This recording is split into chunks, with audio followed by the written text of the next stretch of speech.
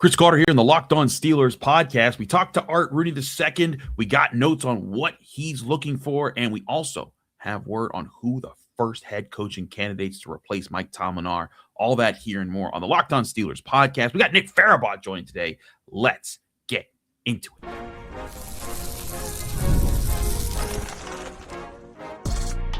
You are Locked On Steelers, your daily Pittsburgh Steelers podcast. Part of the Locked On Podcast Network, your team every day.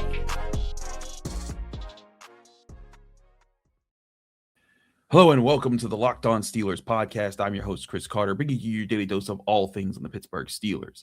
As always, you can find this show on your favorite podcasting apps and on YouTube. Like this video if you enjoy it. Subscribe to this YouTube channel to get all of your daily Monday through Friday episodes as well as our bonus content. We thank you for making us your first listen every day because we're your team every day. A reminder that we are part of the Locked On Podcast Network, which is the #1 sports podcasting network in the world. Today's episode is brought to you by Prize Picks. Prize Picks. Download the Prize Picks app today. Use code LOCKEDONNFL to get $50 in lineups after you play your first $5 lineup. As I said before, we're joined by the man himself, Nick Farabaugh. He's back from PennLive.com. Nick, you and I were at the Art Rooney press conference. We also have been monitoring all the reports coming in about who the first big names the Steelers are looking at in their head coaching search. So correct me if I miss any here. We've got Chris Shula, Rams defensive coordinator. We've got Jesse Minter, Chargers defensive coordinator. We got Brian Flores, former Steelers assistant, former Dolphins head coach, and right now Vikings defensive coordinator. We got Kyle Scheelhaase? I'll keep messing. No, I keep focusing. Nate Scheelhaase. Nate Scheelhaase. That's my new Skoronic of the year. Yeah. You got him, and then there's the fifth one, Anthony Weaver. Anthony Weaver, Dolphins defensive coordinator. So 5 people that we know, at least in the first day of knowing that Mike Tomlin's moving on, that the Steelers are setting up interviews for. Nick, what's your read on this field? Do you have a favorite? Do you have a, oh no, stay away from? What do you see in these guys?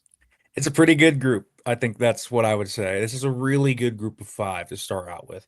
And I do think, we've heard the rumblings of Shula dating back to even when Mike Tomlin was coach that, Albert Breer, I believe, said, that they would be on his radar. It's an interesting one. 4 defensive guys, and then the one offensive coach is not even a coordinator. He's a passing game coordinator. He's not a play caller. So that's the real interesting one. Nathan Scheelhaase, and I like saying it's Scheelhaase because I know Yanders are going to just have a field day with it if he comes to Pittsburgh. Yeah. It's going to be the new one, Scheelhaase. But they'll call him Steelhaase or something. I don't know. You know what I mean? You do that. But he's a weird off-the-wall name, right? He really is. Yeah. He's kind of the next one up in the Sean McVay tree. He's done like the play design stuff. He's put together, the play sheets. Like if I remember correctly, Sean McVay has given the role he gave Scheelhaase to guys like Liam Cohen, Kevin O'Connell, Shane Waldron, Zach Taylor. Like there have been a number of names that have gotten that role. So he's an interesting guy to watch. The real identity to me is I still think they're going to go young and someone that has an edge to them. One thing that I look at, with Shula and Weaver especially is I feel like they're defensive guys that maybe have different ideas than the Steelers have in the building. Flores, I think, is adaptable to whatever, but he also has a ton of different ideas for what you can do. It feels like if you hired any one of these 5 guys, you'd be getting a much different flavor than you would be getting from Mike Tomlin. I think, from what I've heard and from people I've talked to, personality-wise, Anthony Weaver fits the most into the Tomlin mold. He's kind of a little Dan Campbell-ish, is what it sounds like in some ways, but he's in the Tomlin kind of leadership mold. Flores, we know, is a tough-minded, head-driven guy that really is going to inject his own culture into this organization and give his own twist to it. I think that's what, you need to look for as a leader that can also add their own kind of twist to the Steelers formula, right? There's a Steelers formula, but what made Mike Tomlin so great is he just wasn't a repeat of Bill Cowher, right? He did his own thing, and then Bill Cowher did his own thing on Chuck Knowles, and it just built upon each other. And that's kind of what this next coach needs to do. So to me, this is a really fun crop. Would I prefer an offensive-minded head coach? I think you could argue that, but all the top assistants in the in the pool right now really, to me, feel like defensive-minded guys like Shula and Minter and Flores.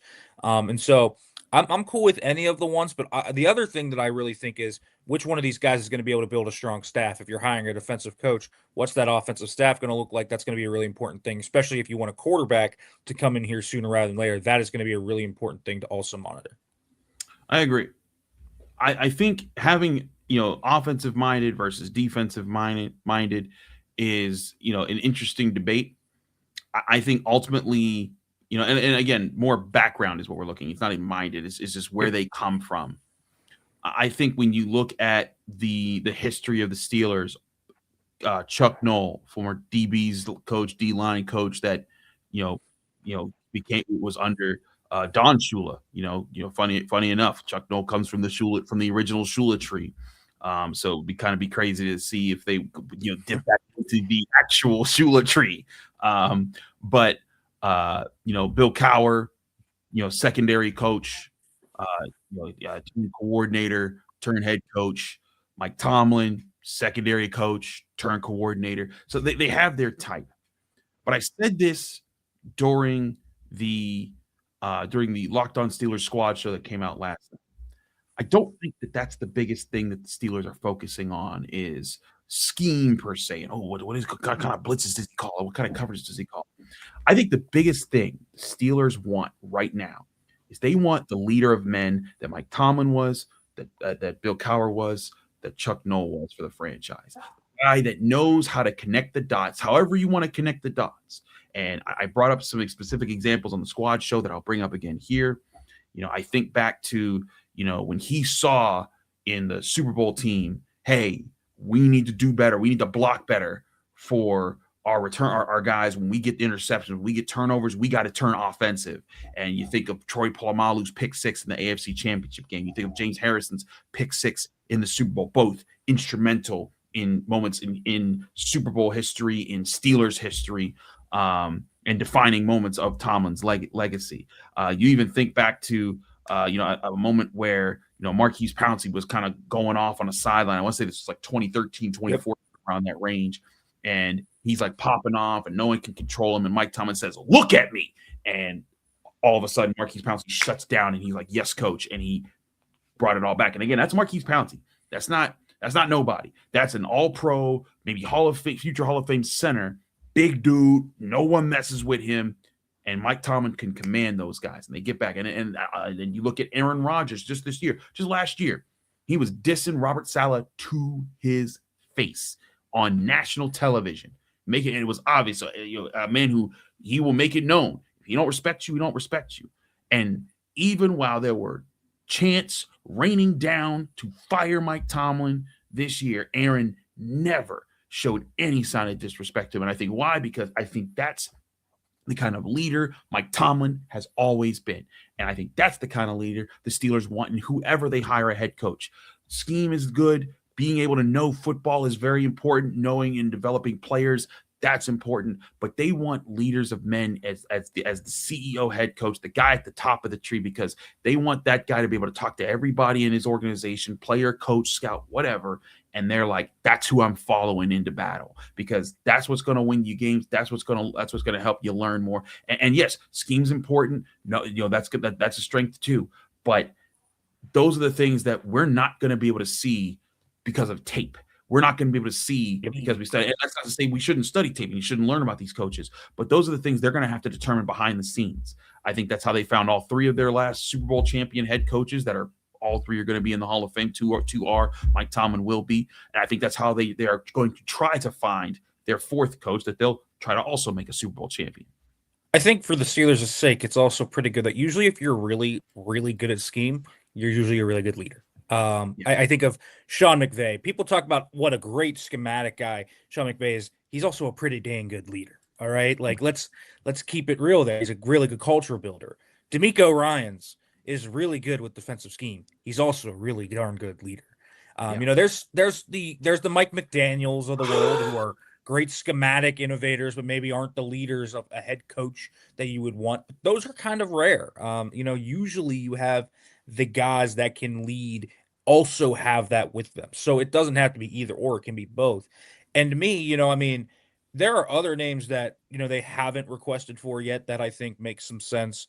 I mean, I think got to get a guy like Clint Kubiak into the building, right? Just see what his mindset's like. You got to dip into those successful branches of the tree. I wouldn't be surprised, the Steelers are bringing Anthony Weaver right now, another guy that's kind of gotten named as a guy that can be a really fiery leader, as a guy like Kelvin Shepherd from the Lions, like just in that mold. If they're looking for leadership, I think you got to really extend a wide net and try to get as many candidates, even if they're unorthodox. Because I've made this point before. If you listed Mike Tomlin's resume from before they hired him, and you said this is the coach that the Steelers are going to hire right now, I think most people would look at it and say that's kind of an underwhelming resume. He's only a 1-year defensive coordinator on a 6-10 football team with the Minnesota Vikings, and his defense ranked really middle of the pack, sometimes below the middle of the pack that year. Yeah. And he did have a strong, rich background with under Dungy and had won a Super Bowl as a secondary coach there, but it wasn't some sterling crazy resume that you were looking at. Right. So their Steelers are going to turn over every stone. They should bring in young guys like Grant Udinski from the Jaguars. I want to see every person that come out here and maybe make an impression, because Art Rooney said it today. The Steelers did not go into that process planning to hire Mike Tomlin. If you remember back then, it was all Ken Whisenhunt, it was Russ Grimm, and then Mike Tomlin came. Right, and then Mike Tomlin came in for the interview, crushed it, and Dan Rooney and Art Rooney said, you know what, we got to hire this guy. And there could be a Mike Tomlin out there in this process. The Steelers might right now, we've heard about the names floated around. They might be zeroed in on a guy like Chris Shula, who I think is a good mind. But who knows? Maybe there is that young guy that comes in, or a separate guy that's off the radar that really blows their socks off in the interview. I think more so for most teams, I think that they have a zeroed-in kind of idea of who they want. For the Steelers, the interview, your vision, the interview matters more to the Pittsburgh Steelers than most of these openings. Absolutely. I think that's a big part of it. We'll take a quick break. When we come back, I want to talk more about this head coaching search, and then also get more into what Art Rooney said about how Mike Tomlin stepped down, what we've learned there, and how that hints towards what's been going on behind the scenes with the Steelers and what will be going on behind the scenes as they move forward. All that here and more on the Locked On Steelers podcast. Chris Carter, Nick Farabaugh, stick with us. We'll be right back. But first, I want to remind you this show is brought to you by Quo. New year, new systems. This is the time when a lot of us look at the messier parts and how we run our businesses and think there has to be a better way. And there is. Streamlining your communications is one of the quickest upgrades you can make. That's why today's episode is brought to you by Quo, spelled Q-U-O, the smarter way to run your business communications. Because when your team is reachable, organized, and communicating in one place, you're not just working cleaner, you're creating more opportunities to connect with customers. Your whole team can call and text from one shared business number, so nothing gets missed. And Quo's smart AI tools automatically log calls, summarize conversations, and highlight next steps so details never slip through the cracks. It's no surprise Quo is the #1 rated business phone system on G2, trusted by more than 90,000 businesses, from solo operators to growing teams. Make this year where no opportunity and no customer slips away. Try Quo for free, plus get 20% off your first 6 months when you go to quo.com/LockedOnNFL. That's QUO.com/LockedOnNFL. Quo, no missed calls, no missed customers. We're also brought to you by Ultimate QB. The draft picks positions are set, and so many teams are looking for their franchise QB. If you've ever wished to become a pro QB or getting drafted first overall by the Steelers, well, now you can. There's a mobile game just for you called Ultimate QB Football Legend. In this game, you step into the cleats of the #1 draft pick quarterback, and it's your job to lead your team to greatness, to help turn a failing franchise into a dynasty. This is the #1 QB career mode game in all the new mobile app stores, and it introduces the most realistic environment with full career control. You sign contracts, train, upgrade yourself, build chemistry, evolve your teammates, give input to your GM on roster moves, play the actual game in 2D, and rise through the ranks to become a pro football legend. You'll deal with the ups and downs of a QB career, from rookie nerves to playoff drama, and every choice shapes your journey. Ultimate QB is totally free to play, has no ads, works 100% offline, perfect for when you want to sneak in a quick game or two on the go. Just head over to ultimate-qb.com. That's ultimate-qb.com, or search for Ultimate QB in your app store. And we've got something special for you guys. Use promo code LOCKEDON, all caps, in the game store, and you'll get a free boost to start your career. Ultimate QB Football Legend QB1. It's your legacy.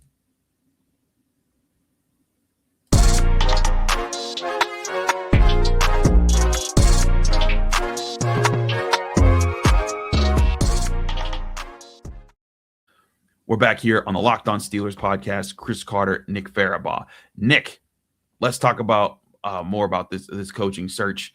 I want to get a sense from you on the current field and how it is and what it looks like when it comes to, you talked about there's more defensive-minded coaches out there. Would it be a mistake for the Steelers to not take this chance to have a paradigm shift and find the offensive coach? And considering that there is that they want to go for their quarterback soon, maybe not this year, especially now that we know Dante Moore from Oregon's not in this class, and that's going to further prop up Ty Simpson. Maybe he's not even attainable without a trade up. But is there maybe a sense that maybe this is the time to have the shift and go get that offensive-minded coach who can also be a leader like Sean McVay is? Yeah, I mean, listen, I think in terms of offensive coaches, that was all last year. That was the Ben Johnsons. That was the Liam Cohens. Like, that was where the crop was last year. If we're talking about last year, right now, I think we would be talking about all the offensive coaches, and that paradigm shift would happen. But this year, I mean, there's not a super easy answer to that, right? There's no Ben Johnson. I mean, Clint Kubiak's had a good year, but I think he has some more blemishes on his resume than people that are just saying, look at Clint Kubiak, are going to, look at it. And I mean, I just don't think there's a lot of great offensive coaches out there. So I don't think you have to shoehorn yourself into that. One thing I would look at is, if I am hiring a defensive coach, what is the staff that they're going to build? Mike Tomlin, when you hired him, had the unique ability to just plug in Bruce Arians, who I think they knew was a good offensive coordinator, and he was a good offensive coordinator. You don't necessarily have it here. I'm kind of out on Arthur Smith. I don't know about you, Chris. I think he's a fine OC, but I don't think I personally would want him back under a new staff. So if I'm talking to Jesse Minter, for example, who's the natural OC that he's going to hire? I want to know that. I want to know the offensive hierarchy. I will say this is, I think, an argument. If you're going to go retread, this is an argument for Robert Saleh. Is you can build out a massive staff of really good coaches from the Shanahan, McVay, and Tree, especially from where he's been. He has a great Rolodex of coaches that he's going to be able to fill in. I mean, you just think about some of the offensive coaches that he would be able to bring in. He would be able to get an OC and then get an OC after having that OC. There's things to that. So I don't think you have to look at defensive, offensive-minded, but you want to look at the whole battery of it. So how is Chris Shula going to hire? Is he going to bring Nate Scheelhaase with him, right? That might be some interesting thing that I think people maybe, are looking at Scheelhaase and saying, are they really going to look at him as a head coach? Well, it also might be a way to talk to him and get a feel for him maybe as an OC, because sometimes these teams do OC interviews kind of disguised almost in the head coaching interview process. So that's part of that too. So if I'm looking for kind of the way I'm looking at this, you don't need to go defensive or offensive minded. I don't think there needs to be this massive shift on one side of the football. Personally, I want the best leader. I want the detail-oriented guy, and I want a guy that has a Rolodex that can really build out a staff, because that's, I think, a really important thing that people underlook. The really good coaches that are successful really early have a great staff behind them. It's not just a one-person job. I hear that. And again, I think that's where Mike Tomlin's career was built off of, was that he delegated really well, that he connected with coaches. And Dick LeBeau, he didn't deny Dick LeBeau. He said, coach your defense. When he went and got Todd Haley, he said, Todd, coach the offense. Bruce Arians, when he was there, everyone had their autonomy. And even with him wanting his fingerprints in the defense, Terrell Austin still called the defense, and he still said, hey, and when, as I reported this with Patrick Queen, earlier this year, when Patrick Queen had problems, he has problems with Terrell Austin, not with Mike Tomlin. And it was Mike Tomlin who said, you two got to get on the same page, because I need my signal caller and my coordinator to be on the same page when you're doing that. And so there's a lot of things there, I think, that go into what you're saying there, that were part of what made Mike Tomlin successful and the stability that he brought. And I think that's, again, going to go into the search that the Steelers are looking for. As much as you want scheme, as much as you want that. And again, those are very important. And as a person who breaks down film, along with you, Nick, we see that. But I think that, again, it's going to be about the leader of men. It's also going to be about knowing how to lead within structure, because, I think, again, part of what, when Mike Tomlin, fed that structure, when he let coaches coach and do what they did, it allows him to kind of boss walk and look between and oversee and plug in where he felt he could. And that to me is going to be huge for this team, is to find someone else who can do things like that, who can say, hey, when there's a disconnect, I'm the guy that connects with my coaches and my players. So I'm going to be the person who says, let's get this fixed right here. Let's bring this together, and again, like with Taylor Lawson, he was the one that said, hey, you two figure this out. And they helped, they did, and they became a better defense because of it throughout this past season. On the Arthur Smith note, I'm kind of with you. Like the personnel switch ups just didn't make sense at some point. I gave him credit for when he was finding success, but ultimately there were just some big there. I still don't get the lack of use of Pat Freiermuth. I think Fredo, as a tight end coach, did a great job with Darnell Washington, with Pat. I think the talent that he has cultivated there. I think the position coaching is really good there, but I think the usage and the planning of how to use it, that's where I had the problem. So and I think that goes with a lot of other positions too. Like I don't think the Steelers, my colleague Jerry Dulac tweeted this out, Nick, and I want your thoughts on this too. I don't think the Steelers are going to completely uproot this coaching staff. I think that, when you look at guys like Carl Dunbar, like Denzel Martin, I think that those are guys that the Steelers can say, hey, whoever we hire, trust these guys. They know how this stuff works. I think there's guys that they trust that get the job done. I do think there's going to be, some changes. I don't think it's going to be, hey, just come in and take all the same coaches. Like I think Terrell Austin might be gone. I think Arthur Smith might be gone, but there might be guys who understand this team, understand this culture, that want to help be a bridge for that they do keep around, because they've been really good at developing players there. My thought is the coach gets to hire whoever he wants. I want that coach to have full autonomy. Now, so if the coach comes in and wants Eddie Faulkner and wants Gerald Alexander, good. If he doesn't, he does. That's kind of where I stand on anyone coming back. If I am hiring a coach, I want that coach to have full say. I don't want that coach to be, handcuffed into something. And sometimes it helps to have the experience that the Steelers do have on their coaching staff, because the position coaches are very experienced. I think, honestly, especially with the young coach, I think it would be a huge asset to have Danny Smith back. I think he's a good special teams coordinator, but he's been around for so long. He's seen so many things. To a young coach, he's an invaluable asset, right? I think about Carl Dunbar. He's worked under Nick Saban. He's worked under Mike Tomlin. That guy's an invaluable asset just to helping a young coach assemble things. Like how does this work? How does this guy do that? That's the type of assistant you keep. But that's up to the new head coach to me. So there are coaches I think that are good on this staff. I really like Eddie Faulkner as a running backs coach. I really like Denzel Martin. I really like Gerald Alexander. I really like Carl Dunbar. Those are all guys that I think have done good work in the Steelers organization. But I think it should also be up to that coach to decide what they want to do. The one thing that we didn't mention that I do want to mention is, especially with young head coaches, if you're going to bring in a guy like, for example, Nate Scheelhaase, if you want to make that unprecedented leap from passing game coordinator to head coach, because that's a really crazy leap to make. He's never called plays. You got to have a staff around that guy that's experienced, that has been there and done that. I remember when Sean McVay first took that job out in LA. He was 30 years old, but he had a very, very experienced staff with him that showed the young guy the ropes. That's part of what you look at. So, if I'm okay, let's say the Steelers hire a really young defensive coach like Chris Shula, right? And maybe Scheelhaase doesn't want to go to Pittsburgh, but you really want that experienced OC. Well, I'd give Todd Monken a call. You know what I mean? Something like that. Guys that have been there, done that with young head coaches.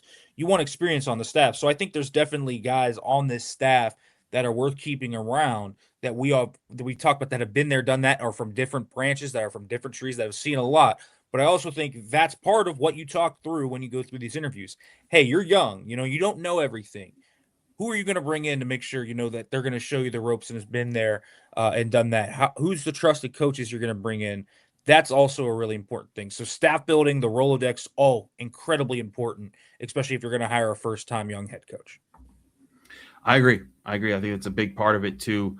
Um, but yeah, I want to get some more thoughts here because I do think that there's something else here. I want to talk about Tomlin and some things that Rooney addressed that I thought were kind of interesting, and something that's some unanswered stuff here about the future of the Steelers and if Mike Tomlin were to come back to coaching and what would happen there. We'll talk about that next here on the Locked On Steelers podcast. Chris Carter, Nick Farabaugh, stick with us. We'll be right back. But first, I want to remind you this show is brought to you by Home Chef. As the new year gets going, a lot of people are trying to simplify their routines, and dinner is a big one.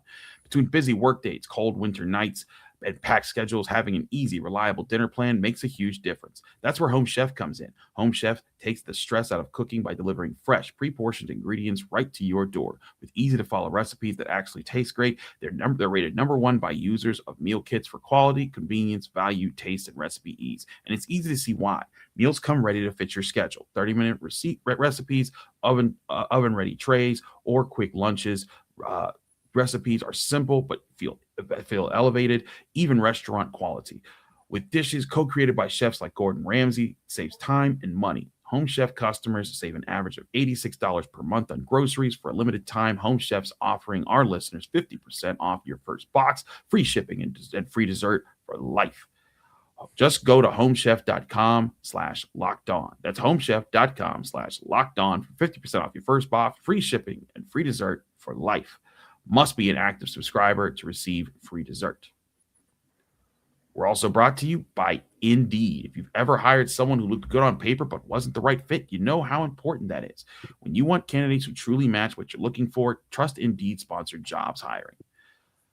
Indeed is all you need. Stop struggling to get your job post on other sites. Indeed sponsors jobs, puts your post at the top of the page, and helps you reach to the right candidates faster. If I needed to hire someone for this show, I'd go straight to Indeed and be specific about what I need, real experience, not just a resume buzzword.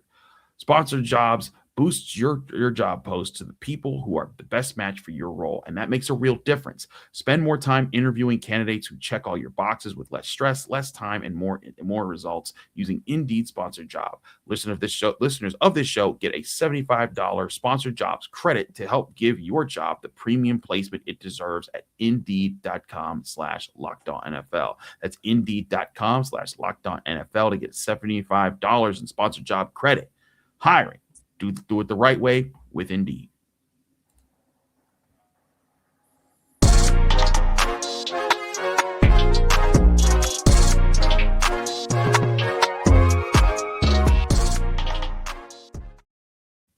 Back here on the Locked On Steelers podcast, Chris Carter, Nick Farabaugh. Nick, let's talk about a few things on the Mike Tomlin thing. I wanted to focus on the forward to start the show because I think that's what everyone's most interested in, but I also think there's something to tap into here that's about the forward by looking back. Now, Art Rooney said several things about Mike Tomlin, and forgive those who have watched the squad show because we talked about this then. But he said, this was completely a Mike Tomlin decision. It wasn't something they were contemplating. The Steelers themselves were planning, and Art Rooney was planning to have Mike Tomlin to go at it again next year, and they had a full intention of bringing him back. This was a purely a Mike Tomlin decision, and he said a family-related decision. More family than football was what he said in that regard. And with that, he also said that Mike Tomlin is not planning. That he got the indication that Mike Tomlin was not planning to return to football, quote, anytime soon. And that to me could be very interesting, Nick, because one of the discussions around potential Mike Tomlin moving on was if he went to another head coaching job, and if he coached somewhere else, the Steelers could potentially trade him, probably pick up a first-round pick or something along those lines, and that could help them in their search for their franchise quarterback or just rebuilding the roster as they continue to tweak things here and there. However, when I was looking it up and I was reading from people like Spot Rack, Michael Giannotti there, and other people that specialize in contracts, there seems to be a controversy online about whether or not the Steelers can retain Mike Tomlin's rights beyond 2027. Now, we also had a big discussion in the media room after this. It was between you, me, Alan Saunders, Jeff Hathorn, Mark Caboli, Richie Walsh. A lot of us were chiming in because we just don't know. But there's some who think that the Steelers will hold Mike Tomlin's rights indefinitely. If he declares in 2035 that I want to come back to coaching, the Steelers would have 1 year left. He'd have to come back to the Steelers. They'd have the rights to his contract and could deal him then. But there's others who think that this was just through 2027, and maybe there's a non-compete that pushes it to 2028. But if he were to come back in, say, 2 or 3 years after the time that his Steelers were supposed to be up, that he would have full rights to just go declare he's back. Steelers have no rights to him, and he could be a free agent. And Nick, I think we discussed you're more on the side that you think that the Steelers would retain the rights there. Yeah. But just the sense of if Mike Tomlin returned to coaching, the Steelers weren't able to recoup any draft capital from that. I feel like that's a big missed opportunity for losing a Hall of Fame head coach. The Saints got to trade away Sean Payton. They haven't exactly benefited from it. But that's especially when you're trying to do the things the Steelers are doing, finding a franchise quarterback, adding young playmakers. That would be a big opportunity if they could get it. Yeah, I mean, let's see. Anytime in the near future could change real quick. He might take 1 year off, and next January, like the market. I also think Mike's probably going to be very selective of where he goes. I think that's going to be a big thing. It's going to have to be the perfect job for him. And so, I just look at that and say, I think Mike's going to return to coaching probably sooner than later. That's just my feel. I know what Art Rooney said, but I think Mike has said so many times he's a football lifer. He's a guy that loves the game, and he still loves the game. I just think where he was particularly at, he was so worn down and just needed some time away, right? Mm-hmm. He can go do TV. I know I'm still skeptical he's going to go do TV, honestly. I wouldn't be shocked if he just takes the year off, does the Vrabel thing where he just goes around to tour buildings and, just kind of refreshes himself and does a bunch of stuff like that. But we'll see. It's a really interesting conversation because if they can trade Mike Tomlin, I mean, what's the draft compensation? The Broncos got the 29th. The Broncos traded the 29th overall pick plus the second round pick the year after that for Sean Payton and a third. I mean, is he going to – honestly, Tomlin might draw more than that. It's significant. They could get 1 first and maybe 2 day 2 picks, something like that. They could get a lot for Mike Tomlin. And so it would not just be a measly return. We're talking about premium draft picks here, especially, if it's, say, in 2027, where if he comes back next year. Arch Manning. Well, I don't know about Arch, but we'll see. I don't know. Dante Moore now, Lenore Sellers. There's a lot of guys that'll be available in 2027, although we said that last year too. That's a discussion for another time. But I mean, certainly any year you have you could have 2 first round picks. That increases your likelihood of going up and getting a quarterback. So, Mike Tomlin, in a twist of fate, could actually be the guy that allows the Steelers to get the assets to go get their quarterback. It's kind of a cruel twist of fate because Mike Tomlin's last 5 or 6 years here were marred by the fact that he did not, in fact, have a quarterback. Right. But that's the thing here is that we don't know for sure the answer if the contract would continue. And again, I'm not saying I know the answer. We don't even know if it would continue past this year because of the option. The option's a weird loophole too. Exactly. So for those who don't know, Mike Tomlin deal with the Steelers was for 2 more years, but that second year, which would be 2027, that was only going to be triggered by the team executing a team option, saying that if by March of this year, if Mike Tomlin hadn't declared that he was stepping down, the Steelers could have decided, hey, we're exercising that option. We're bringing him back in 2027. If they didn't, he would just have 1 year left on his contract in 2026, and that would be it. I don't know how that option applies to a guy who has stepped down and then if they retain his rights, do they retain his rights through 2027?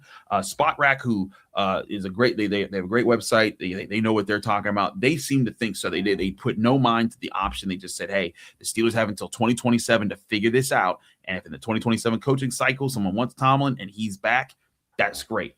But that's where I am not sure, Nick, is if the option plays a factor, if the year's toll, if there's anything like that, if Mike Tomlin takes time and says, and it takes him 2 years to say, you know what, I'm not ready. And then 2028, he says, I'm back. Do the Steelers have rights? Those are things we don't know right now. And those are things, honestly, only Mike Tomlin, the Steelers, and their agents that are involved really know. Because that's the thing. And Art Rooney refused to talk about anything contract with Mike Tomlin or about Mike Tomlin. I wonder if Art even knows. Like, I really do. You think they've even looked into that yet? I mean, it's been 24 hours. I don't even know. I'm sure Omar and Cole Marcoux are doing their nice jobs there looking into that, the language of it. It was kind of interesting. One thing I did want to mention, Tim Benz went pretty hard today at Art about the contract, but didn't. Yeah. When Art said he didn't want to ask about the contract, basically Art said, "Would you have picked up the option?" And Rooney didn't say yes, which I thought was interesting. Just some things there about where they were at. I almost wonder if they were going to decline it and just go 1 year in and see what happens. And I don't think Mike would have taken that personally. I don't think anyone wants to be a lame duck coach. We saw what happened to Mike McCarthy. I just do not think coaches want to do that anymore. But it's kind of interesting, when we talk about draft capital and where Mike Tomlin can get them, because, I mean, he really could get them a significant coup. Yeah. It's significant. I mean, and even if, I don't know, even if you're going to a land where, like, they sign Malik Willis and he ends up, the flashes in Green Bay end up turning into what is actually a starting quarterback, that extra first-round pick turns into a wide receiver. It turns into a cornerback. It turns into, just like how the Steelers, when they trade Chase Claypool, that second-round pick turned into Joey Porter Jr. Like, these are real assets that turn into young, big-time football players. And so it's significant if they can trade Mike Tomlin. It's not just small. It is significant. Picks are at a premium, and not having to trade a player to do that on top of that, very big. So we'll see. It's a really important thing. I'm going to work to get clarity on it. I have some friends in the agent world that I'm going to reach out to, and hopefully that they can shed some light on it. But it's a really weird thing, and I'm going to have to research, history of this. I'm not sure there's a precedent for this in history, because Sean Payton, when he stepped away, had like 4 years left on his deal, so it wasn't even close. And he came back after one, so obviously, right. And he came back within the structure of his original deal, right. with the Saints. So like that's why I don't know. Like I don't have an example in front of me. Like I tried researching this. I looked up contract law. I looked up what's publicly known about how NFL works coaching contracts. This is not a known thing, so it's not a given that the Steelers will be able to trade him. And here's the other part. Mike Tomlin might also just say, I'm going off into the sunset, deuces. Like he might have said, hang up. I thought when Bill Cowher was stepped down from the Steelers job, I thought for sure he's going to do CBS for a year, and then he'll be back in like a year or two's time, and he'll be coaching because he's too great a coach to that. Bill Cowher said, you know what? Working 2 days a week is nice. And no one's yelling at me every week. I don't have to scheme. I don't have to deal with players' attitudes. I just have to come in and talk football. And let's say Mike Tomlin takes up the TV job. There's also rumors that maybe he wants nothing to do with TV. We'll see in due time. But maybe he says, this is nice. And an example I brought up on the squad show, my old man, shout out to my pops. He coached for many years in high school football. Again, just high school football, not the full 24/7 grind of the NFL. But like when you do something for as long as someone like Mike Tomlin does. My dad coached high school football for decades. And then you get a year off, and you get to experience a fall afternoon, and you get to be with your family, and you get to just do things that you're like, wait a minute, this is what life is like in normal times. Like that does something to you. And so that's what I'm saying. Like it's not a given because we don't know the contract situation and how that tolls, but it's also not a given that Mike Tomlin wants to come back to football. Because this is an intense grind of a life. His kids are grown. He coached through their childhood. Maybe he wants to be a dad to his older kids. Maybe he wants to be a granddad when his kids have kids. Maybe he wants to be a good husband to his wife who has a fashion brand and is doing things there. I don't know. And I'm not saying that's definitely not. But this is not as concrete of that's definitely going to happen as it appears to be. And that's something I think Steelers fans should know as they push forward and not just expect, first round picks are coming. Right. It's kind of an interesting thing because Mike Tomlin has described himself as a lifer, but he's also never experienced life without football. So you never know how you're going to react to that. He could hate it too. I mean, I'm sure that there have been guys that have stepped away for a little bit. He could be like, "Get me back in there." There are legitimately coaches that have taken a year off and have been like, "I hate this. I need to coach," Right. and that's just in their DNA. I don't know what Mike's gonna do with that. I will also say one other thing, and I believe Alan brought this up when we were discussing the contract. Bill Cowher, if the contracts don't tool, technically also the Steelers could retain Bill Cowher's rights. That would be the funniest thing in the world. That if that's like possible that's a thing. So like there's like some weird loops there. Who knows? But that would be a crazy outcome if because Bill Cowher still had a year left on his deal. So it's kind of a fun little thing to think about there. But who knows what's going to happen with Mike Tomlin? My expectation right now, and kind of what I would do if I were him, is if you think you're going to come back to coaching in 2027, go to TV for your bank $20 million to go talk in a studio, see how you like that. Then maybe you decide you don't want to come back, or you do, and then that's what it is. But in terms of the contract, man, who knows? It could definitely be a kind of unprecedented area that we haven't seen. So that's something that I definitely am going to research, and it's going to affect the Steelers' future a lot because if they can legitimately get draft picks for him, it changes the math significantly. It certainly does. There's a lot there. I also want to put this bug. I know we're way over time. Sorry, Ross. Don't get mad at me. I know we're way over time, but going back, I went back and there's one of the narratives is that, hey, it's okay if the Steelers have a really bad year because then they can go get their quarterback. There is nothing stopping the Steelers from trading up and getting their quarterback if say this year they hire Chris Shula, whoever they have, and they have a Mike Tomlin like season, 10 wins, 9 wins, 11, whatever, but they're not a Super Bowl team. They're along the same lines and they keep that same energy, but they don't take the step forward that everyone's hoping. That will not stop this organization from going and trying to get their franchise quarterback. And one reason that I point this out is because in the last the last 7 years of the NFL, the MVP of the league has been a quarterback drafted in the first round by a team that made the playoffs the year before they drafted said player. Josh Allen last year, Bills were in the playoffs. They were a wild card team, but like the Steelers, they did just enough to get in. They were a playoff team when they traded up and got Josh Allen. Lamar Jackson and the Ravens, they were in the playoffs the year before and granted, Lamar was a lower first round pick, but that's still an MVP. You can get your guy. And if it's a QB heavy draft, like Lamar's years was, that can happen. Patrick Mahomes, they lost to the Steelers. That's the last time the Steelers won a playoff game. Was the game that they lost in the divisional round of the playoffs when they were the 2 seed. They had to trade up from 27 to 10. Aaron Rodgers, because he had the 2 MVPs before Mahomes. He was a first round pick of a team that had just won a playoff game. And then the 2 MVPs before that were Jackson and Mahomes. For the last 7 MVP awards, they've been by teams who were in the playoffs and said, let's go get our franchise quarterback. It is a doable thing. So when people say you got to lose out, you got to tank out, that's what's going to get you your quarterback in the future, you don't have to. And I still think, like Art Rooney said, the best thing is to not try to take a year off. You keep pushing, because when you take that, if you take a year off, you tank for a year, there's never any guarantee you get back up off the mat. Sure, it's true. And I do think the one thing for the Steelers is, those guys came in deep classes. As you mentioned, they need a 2024 class. Really bad. The Steelers need that why type they're of waiting for it. Right. They need that class. This ain't the year, I agree. People will talk about Ty Simpson. I'm just gonna come out right now. I don't want Ty Simpson. Okay. I don't want Ty Simpson. No. I know people will come out about that, but no. And so the Steelers, to me, have to wait for that class. Now, you can make the argument they should have just done it in 2024, right? I mean, I guess that's the argument. They should have gone up and gotten one of those guys. But next time it comes around, the Steelers need to be ready, and they need to go up and get that guy. But they can, and we've seen it happen multiple times before.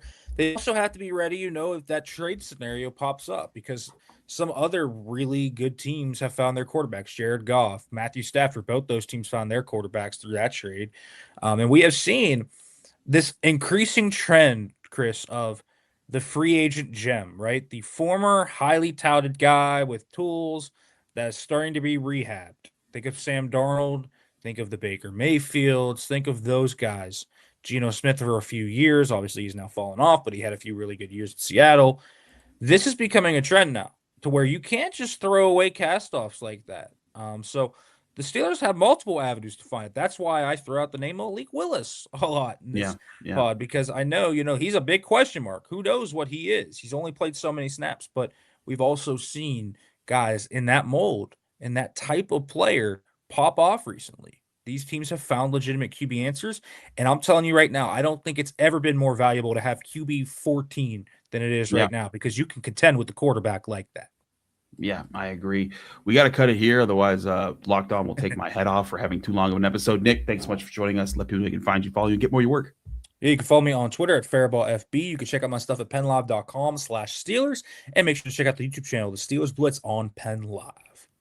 Absolutely, Nick. Thank you for joining us. Thank you all for joining us here on the Locked On Steelers podcast. I'm your host, Chris Carter. Follow me on Twitter, Instagram, TikTok, Blue Sky, wherever you get social media. My handle is always at Carter Critiques. Read my work in the Pittsburgh Post-Gazette by going to post-gazette.com. Find me here on the Locked On Steelers podcast every day, Monday through Friday. Breaking down the Pittsburgh Steelers. Back here tomorrow as we continue to plunge into this coaching search and the Steelers' plans for this offseason right here on the Locked On Steelers podcast.